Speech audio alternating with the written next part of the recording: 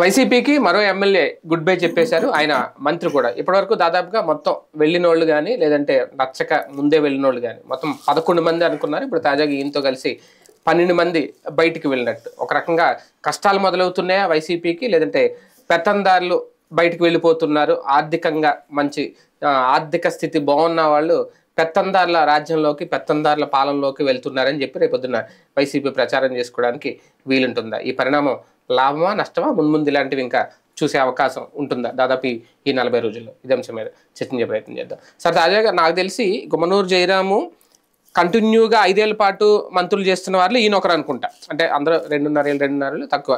ఈయనకి అందరినీ కంటిన్యూ చేశారు. అందులో ఈయన ఒకడు. అంటే ఈయన మీద కొన్ని ఎలిగేషన్స్ కూడా ఉన్నాయి. అప్పుడు ఏదో వీళ్ళ కొడుకు కారు ఏదో కొన్నారు అక్రమంగా, ఇదంతా ఎక్కడి నుంచి తీసుకొచ్చారు. అయినా సరే ఈయనకి పదవి కంటిన్యూ చేశారు. కాకపోతే ఈయన ఆశించిన ఆలూరు టికెట్ ఏదో ఈయనకి ఇవ్వలేదని అదొక్కటేనా కారణం? అంటే వెళ్ళిపోవడం వెనక ఇంకా ఏమన్నా కారణాలు ఉన్నాయా? ఇంకేముంటుంది, టికెట్ ఇవ్వనని చెప్పారు, ఎంపీ చేయమన్నారు. ఈయనకి ఎంపీ చేయడం ఇష్టం లేదు. అక్కడే ఎంపీ సీట్ చేయమని చెప్పారు కదా. ఎంపీ చేయడం ఇష్టం లేదు, ఎంపీ స్థాయి తంది కాదనుకున్నారు. అదే సందర్భంలో తెలుగుదేశం పార్టీకి ఆ సామాజిక వర్గం సంబంధించి అక్కడ 2-3 నియోజకవర్గాలు ఆ సామాజిక వర్గం వాళ్ళు ఎక్కువ ఉన్నారన్నటువంటిది లెక్క కట్టింది. ఆ లెక్కను చూసుకుని గొంతుకల్లి సీట్ ఇస్తామండి కాబట్టి గొంతుకల్లికి దానికి తెలుగుదేశం పార్టీకి వెళ్తున్నారు. తెలుగుదేశం పార్టీ అంటే మంత్రికి ఈయన కంటిన్యూ చేసినా సరే ఈయన వైసీపీ గుడ్ బై చెప్పడం ఒక రకంగా ఎవరికి రాని అవకాశం ఈయనకి ఇచ్చిన జగన్మోహన్ రెడ్డి గారు. అంటే ఇప్పుడు బేసిక్ గా ఇవాళది అయిపోయింది.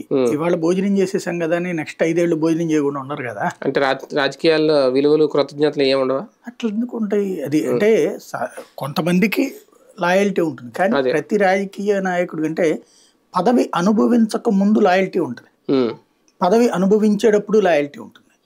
అనుభవించింది రేపు పోతుంది అంటే ఆ లాయల్టీ పోతుంది. ఎందుకంటే ఇక రేపటి నుంచి సామాన్యుడిగా మిగిలిపోవాలంటే తట్టుకోలేరు. ఒకసారి పవర్ ఎంజాయ్ చేయడం ప్రారంభించాక, ఇప్పుడు చంద్రబాబు నాయుడు ఎందుకు పవన్ కళ్యాణ్ వెంట పట్టము, బీజేపీ వెంట పట్టము, ఇన్ని తిప్పలు ఎందుకు పడుతున్నారు?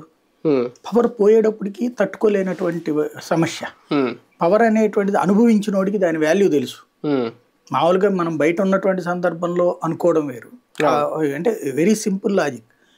మనకు కప్పలు గనక చెరువులో నీళ్లు ఉంటే కప్పలు, చెరువులో నీళ్ళు లేకపోతే కప్పలు అంతే. అట్లాగే ఇప్పుడు పవర్ ఉన్నప్పుడు 10 మంది నీకు పోలీస్ ఆఫీసర్కి ఫోన్ చేస్తే సార్ నమస్తే సార్ అంటాడు, కొద్దిగా చూడండి కొంచెం అంటే సరే సార్ నేను అంటాడు. అవసరమైతే చట్ట విరుద్ధంగా వీళ్ళకి హెల్ప్ చేస్తారు, పని చేసి పెడతారు. ప్రభుత్వ శాఖల్లో ఎక్కడికైనా సరే పన్నుడుసుద్ది. మేము చట్టానికి అనుగుణంగానే పని చేస్తాము, నువ్వెవడరా నువ్వు మంత్రి అయితే ఏంటి, ఎన్ని సినిమాల్లో డైలాగుల్లో హీరోలు చేస్తారు, నీ జీవితంలో ఉన్నదో సావదు. అవసరమైతే చట్ట విరుద్ధంగా, న్యాయ విరుద్ధంగా, నైతికతకు విరుద్ధంగా కూడా వీళ్ళకి పని చేసి పెడతారు. ఆ పనుల వలన వీళ్ళ చుట్టూ ఉన్నటువంటి మనుషులు పెరుగుతూ ఉంటారు. రోడ్డు మీద కనబడగా నమస్కారం పెట్టేవాడు, బయటికి కనబడేది ఉంటుంది. అది పదవి పోగానే అందులో 3 వంతులు దిగిపోతుంది. ఆ 3 వంతులు దిగిపోయి రోజు పోయే కొద్దిగా ఆ తర్వాత ఏమి అప్పటికి కొంతమంది వస్తుంటారు, అడుగుతుంటారు, ఏం చేయలేకపోతుంటారు. వీళ్ళు చేయలేకపోయేటప్పుడు సహజంగా ఒక వ్యతిరేకత వచ్చేది. అంటే ఇక ఒకసారి చూస్తారు, 2 సార్లు చూస్తారు, ఇంకేంది ఆడి దగ్గరికి వెళ్తే మనకేం పని అవ్వదు అన్నప్పుడు కొన్నప్పుడు వదిలేస్తారు. అలాంటి దాన్ని వీళ్ళు తట్టుకోలేరు సహజంగా. అందులో ఇలాంటి వ్యక్తికి సాధారణంగా ఒకేసారి మంత్రి పదవి కదా, ముందు ఎప్పుడు మంత్రి పదవి అనుభవించలేదు కదా. ఇప్పుడు ఒక్కసారిగా అసలు ఎమ్మెల్యే పదవి కూడా ఉండదు. మా ఎంపీగా పోటీ చేసేందుకు ఆయనకి ధైర్యం చాలట్లా. జగన్ అయితే డబ్బులు అన్నంత నేను చూసుకుంటా, నీకు ఎందుకు నువ్వు ఎంపీగా చెయ్యి అన్నాడు. వీళ్ళకి ఏంటంటే పవర్లో ఎంపీ అనేటువంటిది 2 రాష్ట్రంలో 2 ప్రాంతీయ పార్టీలు కూడా ఎంపీ అనేటువంటిది లైట్ తీసుకుంటున్నారు. అంటే పార్లమెంట్ సభ్యత్వం ఏంటి ఏముంది, అక్కడ ఒక మందలాగా పోవాల్సి వస్తుంది. అంటే ఒక ఫ్లోర్ లీడర్ ఉంటాడు, ఆ ఫ్లోర్ లీడర్ వెనకాల తిరగడం తప్పించి, పార్లమెంట్ క్యాంటీన్లో భోజనం చేయడం తప్పించి అక్కడ పవర్ ఏమి ఉండట్లేదు. ఇక్కడ ఎంపీ కంటే ఎమ్మెల్యే పవరే ఎక్కువ. ఎంపీ అనేటువంటి వాళ్ళు కేవలం ఒక ఉత్సవ విగ్రహం లాగా ఉంటున్నారు. అలాగని పోనీ ఢిల్లీలో ఏమన్నా వీళ్ళకి ఏమన్నా ఉంటుంది అంటే, ఇట్లాంటి వాళ్ళకి అసలు ఢిల్లీలో ఏం పనులు ఉంటాయి? ఇప్పుడు కొంతమంది ఇప్పుడు వీళ్ళు తెలుగుదేశం పార్టీలో లెక్కలేసుకుంటున్నటువంటి వాళ్ళు వైసీపీలో కొంతమంది ఉన్నారు. ఢిల్లీలో ఏ కాంట్రాక్ట్ లో, ఇతర రాష్ట్రాల కాంట్రాక్ట్ కొంచెం బడా పారిశ్రామికవేత్తలు, పెద్ద పెద్ద ఇలాంటి వాళ్ళకి, వాళ్ళకి ఏంటంటే ఇట్లాంటి వాళ్ళకి బిజినెస్లు వీటి కోసం దేశవ్యాప్త పలుకుబడి అవసరం కాబట్టి వాళ్ళకి బెటర్. ఇట్లాంటి వాళ్ళకి ఎంపీ అంటే ఇప్పుడు ఆడికి వెళ్ళి మళ్ళీ అక్కడ ఎవడు పట్టించుకుంటాడు వెళ్ళండి. ఢిల్లీలో మామూలుగా మనలాగానే వెళ్ళి టిస్టాల్లో టీ తాగాల్సిందే. అది వీళ్ళకి నచ్చదు. ఇక్కడ వీళ్ళు రోడ్డు మీద టీ తాగుతుంటే చుట్టూతో వచ్చి సార్ నమస్తే సార్ మా టిస్టాల్కి వచ్చారండి, మీరు గొప్పోళ్ళు సార్, గ్రేట్ సార్ మా హోటల్కి వచ్చారండి మీరు గ్రేట్ సార్ అని చెప్పేసి ఈ సాష్టాంగ ప్రణామాలు ఉంటాయి చూడండి, అది అక్కడ ఉండదు. కాబట్టి ఎంపీ సీట్లు వీళ్ళకి నచ్చవు. ఇంకోటి ఏం కేంద్ర మంత్రులు ఎవరు కూడా కదా. ఇప్పుడు నిజంగా అయితే కనుక ఈయన కష్టపడి ఉంటే కనుక ఈయన ఆ ఎంపీకి కనుక సెట్ చేసుకుని ఉంటే రేపు పొద్దున ఒకవేళ పొరపాటున కనుక కేంద్ర ప్రభుత్వంలో చేరటానికి వీళ్ళు కనుక దిగారంటే ఖచ్చితంగా బీసీకి ఇప్పిస్తాడు మంత్రి పదవి. ఆ రూట్ లో సాధించుకునేవాడు. కాబట్టి అక్కడ 542 మందిలో ఒకళ్ళు, ఇక్కడ 175లో ఒకళ్ళు, ఆ తేడా మాత్రమే వీళ్ళకి కనిపిస్తుంది. కానీ గుమ్మనూరు జయరాం విషయంలో ఒక రకంగా ఆయన పనితీరు 5 ఏళ్ల పాటు చాలా అద్భుతంగా ఉంది. అందుకే రెండోసారి కూడా కొనసాగించారు పదవి, మంత్రి పదవి అనేది. సడన్ గా ఇప్పుడు ఆయన పనితీరులో తేడా కనిపించిందా జగన్మోహన్ రెడ్డి గారికి? పనితీరు అద్భుతం అని ఇవ్వలేదు. బీసీ సామాజిక వర్గానికి సంబంధించిన మంత్రులందరినీ కూడా కంటిన్యూ చేయాలని డిసైడ్ చేసుకున్నాడు తను. ఎందుకంటే ఒక్క బీసీని కూడా మార్చలేదు కదా. బీసీ ఎస్సీ ఎస్టీ మంత్రుల్లో మార్పు లేదు, ఒక్క ఎస్సీ మంత్రులు అనుకుంటా ఒక అంతే. మాక్సిమం బీసీ ఎస్సీ ఎస్టీలు మార్చకూడదని అనుకున్నాడు. ఎస్సీ మంత్రులు కూడా సుచరిత ప్లేస్ లో ఇచ్చారు. అంటే ఒక ఎక్కువ మంది ఉన్నారు కాబట్టి బీసీలకు సంబంధించి మాత్రం మార్చలేదు మాక్సిమం. ఎందుకు అంటే వాళ్ళకి బ్యాక్ బోన్ అని చూపించాలని కదా అతని ప్రయత్నం, నేను బ్యాక్ బోన్ ఉంటాను అన్నటువంటిది. అందుకోసం కొనసాగించారు బీసీ మంత్రులు. ఉత్తరాంధ్రలో మహిళా మంత్రి ఆమె పేరేదో ఉంటది, పాముల పుష్పశ్రీ, ఆమెను మార్చారు. ఆమె కూడా బీసీ కదా, పుష్పశ్రీ. అదే ఆ కోటాలో మార్చినట్టున్నారు. కానీ అంటే జయరాం ఇప్పుడు మారిపోవడం అంటే ఒక రకంగా ఆ ప్రాంతంలో ఇప్పుడు గుంతకల్లుకి వెళ్తాను అంటున్నారు ఈయన, సిట్టింగ్ ఎమ్మెల్యే కాబట్టి వైసీపీ కొంచెం దెబ్బే అనుకోవాలా? ఇప్పుడు ఆల్రెడీ ఇతన్ని ఆ సీట్ ఇవ్వట్లేదు కదా, అల్లూరు వేరే వాళ్ళకి గుంతకల్లు వెళ్తానంటారు. గుంతకల్లో మరి అక్కడ ఎట్లుంటుందో తెలియదు వైఎస్ఆర్ కాంగ్రెస్ పార్టీకి. అక్కడ వైఎస్ఆర్ తెలుగుదేశానికి స్ట్రాంగ్ లీడర్ ఉంటే ఈయన తీసుకెళ్లి పెట్టుకోలేరు కదా. అంటేనే ఎంతవరకు అక్కడ వీక్ గా ఉన్నట్టు. ఆ వీక్ గా ఉన్నటువంటి చోట ఈయన వెళ్ళి అర్జెంట్ గా ఈ 15 రోజుల్లో సెట్ చేసేయగలంటే 45 రోజుల్లో గ్రేటే, అదృష్టమే అవుతుంది. ఏంటంటే ఆయన చరిష్మా ఏం కాదు, అప్పుడు తెలుగుదేశం చరిష్మాకి ఒక క్యాండిడేట్ దొరికినట్టు. ఫైనాన్షియల్ గా తనకు తాను ఖర్చు పెట్టుకునేవాడు. అదే సందర్భంలో అక్కడ అదేదో పుట్టిల్లు అంటున్నాడు ఆయన. కాబట్టి ఆ రూట్ లో ఏమన్నా అవకాశం వస్తే కనుక అది తెలుగుదేశానికి అడ్వాంటేజ్ అవుతుంది, ఆయనకు కూడా ఒక ఉపయోగం అవుతుంది. వైసీపీ వదులుకుంటున్న వాళ్ళు తెలుగుదేశం పార్టీ వాళ్ళని క్యాష్ చేసుకుంటుందా? అది భారీ ప్రయోజనమైన, అంటే గుమ్మనూరు జయరాం అనే కాదు, మొన్న వెళ్ళిన పార్థసారథి కానీ, లేదంటే రక్షణీజ్ కానీ, మొన్న వసంత కృష్ణ ప్రసాద్ కానీ, వీళ్ళందరూ చూసుకుంటుంటే ఒక రకంగా ఒక బలమైన క్యాండిడేట్లు వైసీపీ కోల్పోతుంటే ఆ బలం టీడీపీకి యాడ్ అవుతుంది అని అనుకోవచ్చు. ఇక్కడ తెలుగుదేశం పార్టీ అధినేత చంద్రబాబుకి వైసీపీ అధినేత జగన్కి ఒక తేడా ఉంటుంది. జగన్ తను తీసుకునేటువంటి నిర్ణయం తనదే ఫైనల్. చంద్రబాబు నాయుడు వచ్చేటప్పటికి దాని వెనకాల 100 సార్లు ఆలోచించుకోవాల్సి వస్తుంది, నెంబర్ 1. రెండోది, జగన్ తను తీసుకున్న నిర్ణయమే కాకుండా తను నాయకుడు మంచి చెడు అనేటువంటి డిసైడ్ చేసేసుకుని ఓ రకంగా సొంతంగా ఒక క్లారిటీతో ఉంటాడు. ఈయన తన వాళ్ళ మీద నమ్మకం తక్కువగా ఉంటాడు బేసిక్గా. ఇప్పుడు మీరు చూస్తే టోటల్గా కొత్త వాళ్ళని పెట్టారు, అంతా పెట్టుకొచ్చారు. 2014లో తెలుగుదేశం పార్టీ నుంచి ఎన్నికైనటువంటి ఎమ్మెల్యేలు అందరికి సిట్టింగ్ ఇచ్చారు కదా, మార్చింది ఎవరు లేదుగా సిట్టింగ్ వాళ్ళందరికీ. అట్లాగే మంత్రులకు కూడా సిట్టింగ్ ఇచ్చారు కదా. మరి వాళ్ళల్లో ఎంతమంది గెలిచారు మంత్రులు కానీ సిట్టింగ్లో?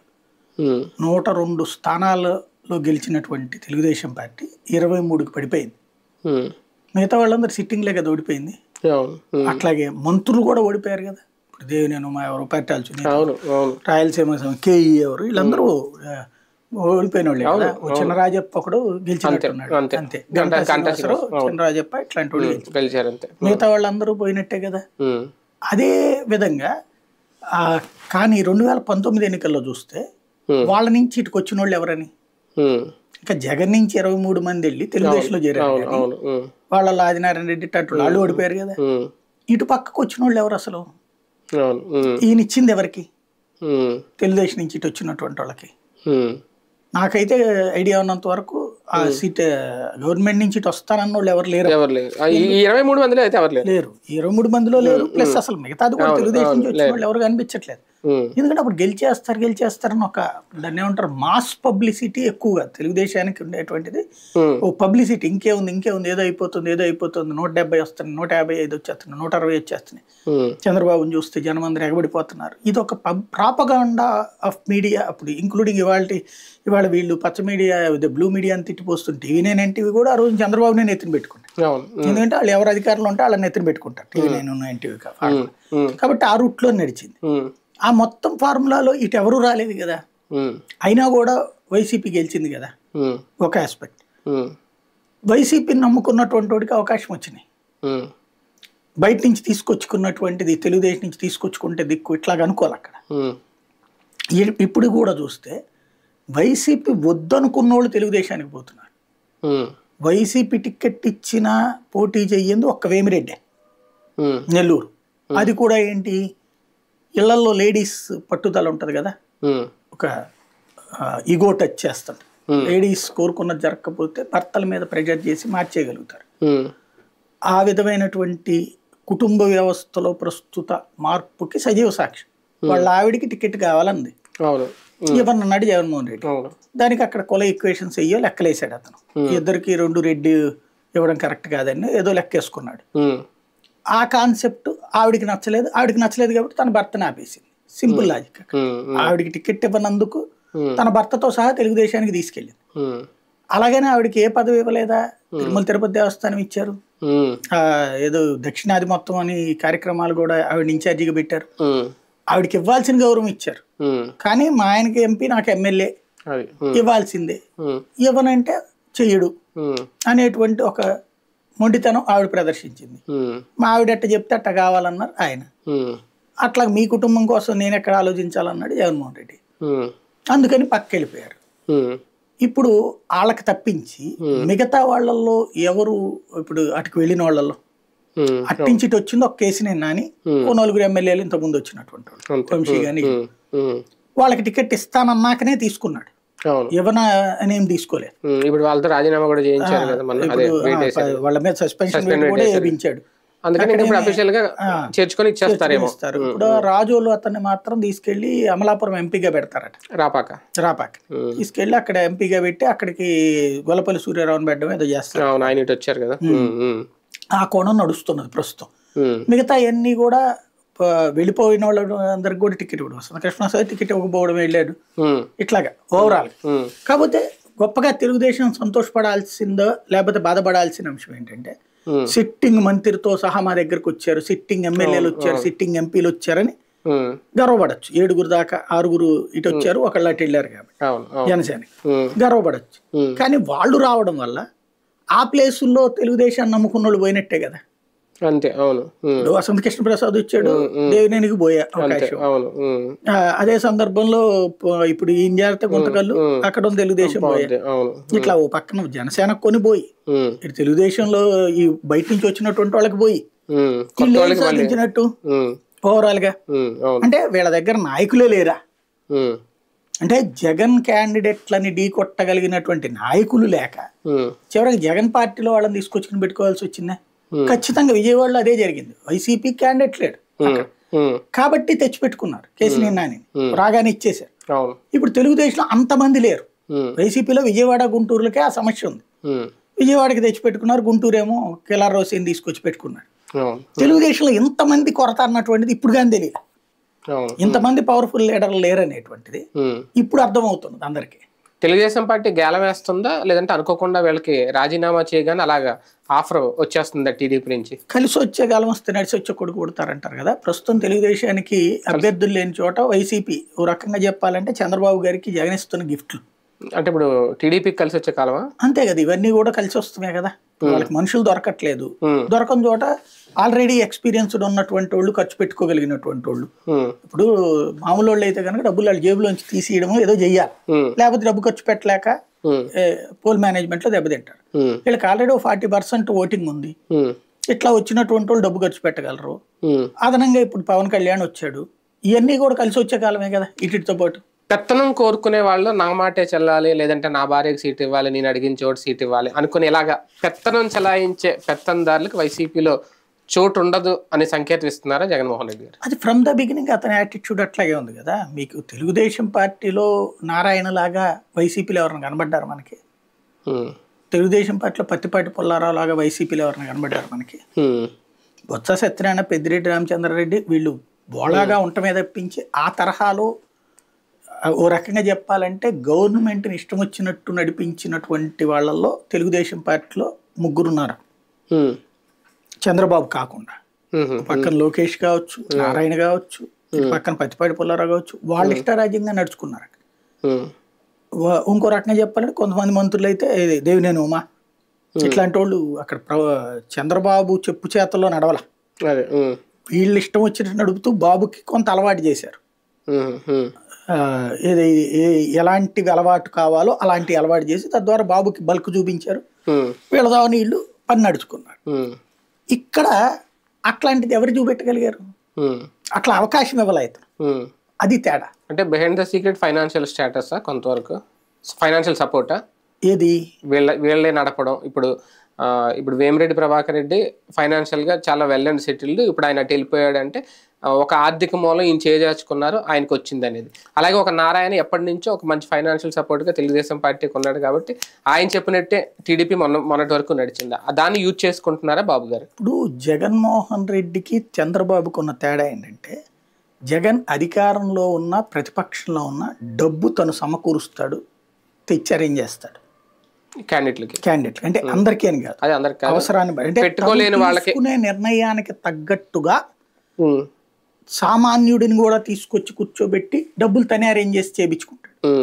అంటే తన దగ్గర ఉన్న రూపాయి బయటికి తీస్తాడు. చంద్రబాబు నాయుడు మాక్సిమం తన దగ్గర ఉన్న రూపాయి బయటికి తీయడు. ఇక తప్పనిసరి పరిస్థితుల్లో ఇంకొకళ్ళ చేత స్పాన్సర్ చేపిస్తాడు. ఇప్పుడు వీళ్ళిద్దరూ వేమిరెడ్డి అతని పేరేంటి పత్తిపాటి పుల్లారావు నారాయణలు 2014లో పార్టీకి భారీగా డబ్బులు సమకూర్చి పెట్టారు. చెరుకు ఒక 500 కోట్లు ఏమో పెట్టారంటారు. ఆ ఇంపాక్ట్ ఏమైంది? వాళ్ళిద్దరికి మంత్రి పదవి ఇచ్చారు. మరి వాళ్ళిద్దరూ 1500 కోట్లు సంపాదించుకుని ఉంటారు కదా ఆటోమేటిక్ గా. ఇప్పుడు అలాంటి కాన్సెప్ట్ 2019లో మళ్ళీ ఇప్పుడు కావాల్సి వస్తుంది. ఇప్పుడు ఏమైంది? వాళ్ళ ఇళ్లలో ప్రెషర్ కావచ్చు, ఏమైనా కావచ్చు, ఇటు జగన్ తొక్కి పెట్టడం వల్ల కావచ్చు, డబ్బులు ఎక్కువ తీయలేకపోతున్నారు. మాక్సిమం 100 కోట్లు 150 కోట్లు ఖర్చు పెట్టడానికి తీస్తున్నారు. అదే ఇప్పుడు అందుకని ఇబ్బంది అయింది ఫైనాన్షియల్. ఇంకోటి చంద్రబాబు ఇప్పటికి కూడా తను సంపాదించి దాచిపెట్టుకున్న డబ్బులు బయటికి తీయాలని అనుకోవట్లా. అట్లా అసలు మీకు కనబడట్లేదు కదా ఎక్కడా కూడా. అందుకని కంప్లీట్ గా డబ్బు ఉన్నటువంటి వాళ్ళ కోసం వెతుకుతున్నాడు. ఇప్పుడు ఎన్ఆర్ఐలు, ఇప్పుడు వెనుగళ్ల రాములు, లేకపోతే చంద్రశేఖర్, ఇట్లాంటివన్నీ ఏంటి ఫైనాన్షియల్ వాళ్ళు వాళ్ళ డబ్బులతో పాటుగా 25 కోట్లు 50 కోట్లు కావాలంటే పార్టీకి ఇస్తారు. అక్కడ వాళ్ళు ఖర్చు పెట్టుకుంటారు, ప్లస్ పార్టీకి 25-50 విరాళంగా ఇస్తారు. ఆ విధంగా అట్లాగే ఇప్పుడు జగన్ క్రిందసారి ఏం చేశాడు? కొంతమందికి ఖర్చు పెట్టుకున్నాడు క్రిందసారి కూడా. 2014లో దాదాపుగా నాకు సమాచారం ఉన్నంత వరకు కొంతమందికి 15 కోట్ల రూపాయలు ఇచ్చాడు పెట్టుకోలేని వాళ్ళకి. కానీ కొంతమంది ఏంటంటే మేము 50 పెడతాం, మేము 60 పెడతామని చెప్పి ఎలక్షన్స్ ముందు పెట్టలా. అంటే అతనికి చూపించారు, ఇదిగో నా దగ్గర ఈ పొలం ఉంది, ఈ ఆస్తి ఉంది, ఈ భూమి ఉంది, ఇది పెట్టేస్తున్నాను, వచ్చేస్తున్నాయి నాకు అని చెప్తే నమ్మి వదిలేశాడు 14లో జగన్. తెర చూస్తే వాళ్ళు ఎవరు కూడా అందులో సగం కూడా ఖర్చు పెట్టలే.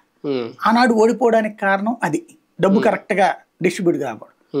సాధారణంగా అట్లా అయిపోయాక ప్రతిపక్షంలో ఉన్నాడు ఇతను. ప్రతిపక్షంలో ఉన్నప్పుడు రెండోసారి ఎవడు కూడా ధైర్యం చేసి నేను పెడతాను, నేను ఇది చేస్తాను అందు సాధారణంగా. కానీ జగన్ మాత్రం రెండోసారి 2019 అప్పుడు మాత్రం ప్రతి ఒక్కళ్ళది డబ్బులు నువ్వు ఎంత ఖర్చు పెడతావు, నేను 20 పెట్టగలను, నేను 30 పెట్టగలను, సరే పెట్టగలను అన్నది ఒప్పుకోలే.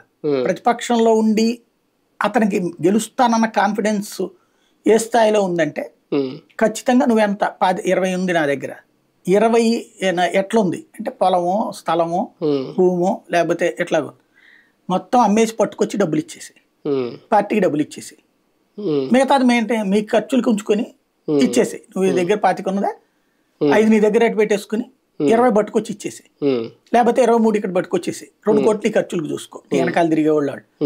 ఇట్లాగా ప్రతి క్యాండిడేట్ కి కూడా డబ్బులు అట్లా తీసేసుకున్నారు.